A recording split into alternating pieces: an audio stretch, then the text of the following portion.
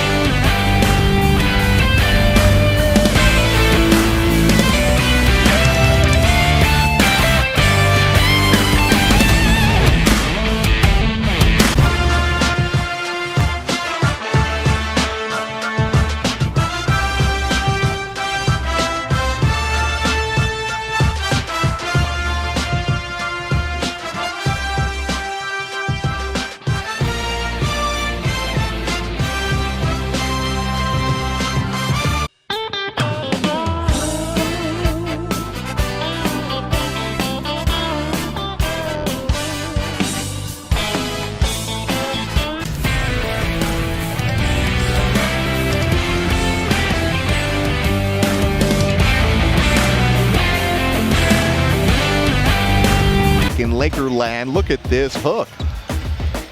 Reminds me of Magic Johnson, the shot that he made against I remember that. That's when Kareem set the all-time scoring record on that shot right there, right? Yeah, I remember watching that game. What was that, 1962? I just thought I'd crack a joke on myself, Jared, and just give you some time off.